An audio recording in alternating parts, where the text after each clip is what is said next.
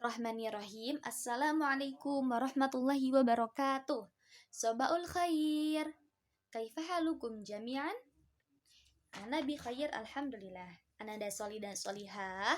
Pada pembelajaran hari ini kita akan mempelajari mengenai hubungan dua garis. Sebelum kita memulai pembelajaran hari ini, mari kita awali dengan membaca basmalah terlebih dahulu. Bismillahirrahmanirrahim. Nah, sambil Ananda menyimak videonya, silahkan dibuka buku paketnya atau buku ESPS-nya, halaman 130. Nah, hubungan dua garis. Pada pembelajaran sebelumnya kita sudah mengenal yang namanya garis. Apa itu garis? Garis itu adalah, masih ada ingat?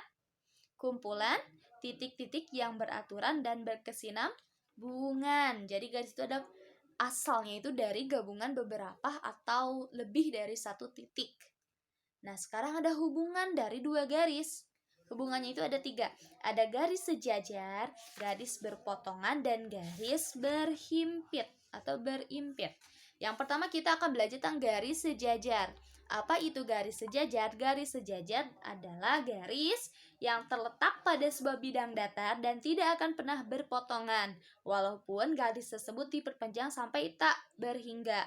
Jadi kalau garis sejajar itu ada 2 buah garis nih. Dua buah garis itu berada di tempat yang sama atau berada di suatu keadaan yang sama dan posisinya itu sama atau sejajar sama gitu. Lambang atau garis sejajar itu dinotasikan dengan lambang seperti ini. Seperti tanda bagi gitu ya, per, tapi ada 2 tandanya nih. Kayak gini tandanya untuk notasi garis sejajar. Oke, diingat ya notasinya. Nah, ini ada contohnya, perhatikan. Nah, ada garis P dan garis Q ini ya, 2 buah garis P dan Q. Nah, garis P dan Q ini terletak pada bidang yang sama dan posisinya itu sejajar sama. Maka, garis P dan Q merupakan 2 garis yang sejajar. Ditulisnya bagaimana? Menulisannya menggunakan notasi yang tadi, yang itu. Nah, ditulis seperti ini. P sejajar dengan Q atau garis P sejajar dengan garis Q. Nah, penulisannya P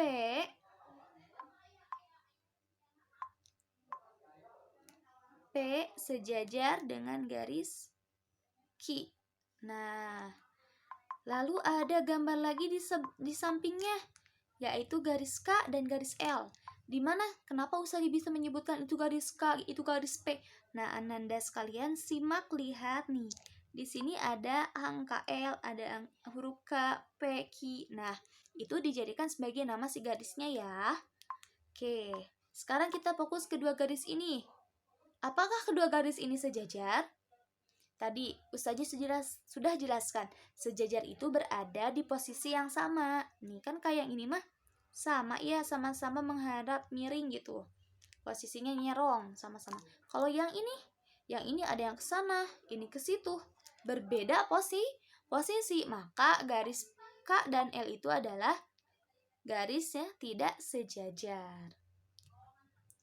Nah, yang selanjutnya ada sifat-sifatnya nih. Garis sejajar memiliki 3 sifat. Yang pertama, melalui satu titik di luar suatu garis hanya dapat ditarik tepat satu garis yang sejajar dengan garis tersebut. Apa maksudnya?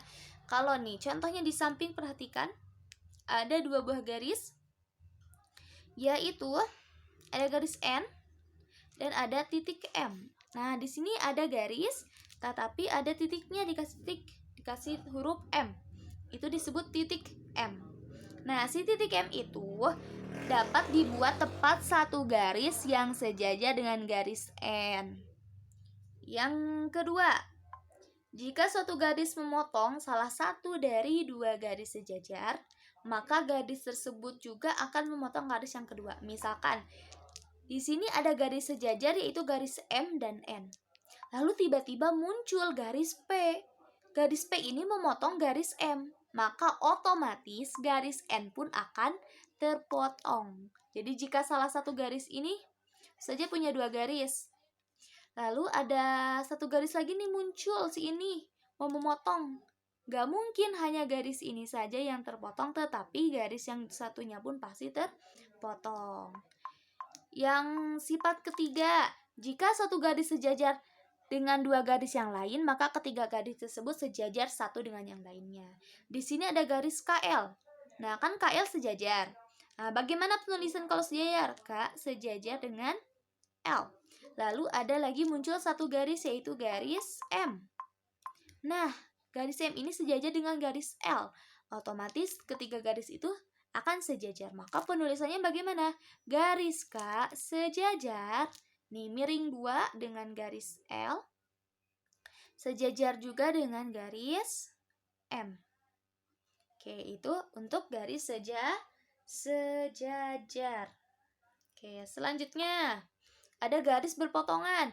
Garis berpotongan adalah garis yang terletak pada satu bidang datar dan berpotongan di salah satu titik. Contohnya di sini ada garis M dan ada garis yang tadi garis N dan ada garis M. Nah, dua garis ini berpotong. Apa maksudnya berpotong? Nah, saling memotong ya, membentuk suatu titik pertemuan. Nah, di mana ya ini titik pertemuannya? Nah, kita bisa tulis, simbolkan dengan lambang atau huruf yang lain. Di sini ada ditulis huruf O. Nah, mau diganti sama huruf L, boleh. Diganti sama huruf Q juga boleh. Nah, maka garis M dan N itu merupakan dua garis yang saling berpotongan dan titik O ini adalah titik potongnya. Nah, kalau pada garis berpotongan ini akan membentuk garis yang saling tegak lurus. Akan membentuk garis yang tegak lurus. Berapa kalau tegak lurus itu siku-siku? Derajatnya namanya itu siku-siku. Nama sudutnya siku-siku, berarti berapa derajat? 90 derajat. Nah, lalu kalau yang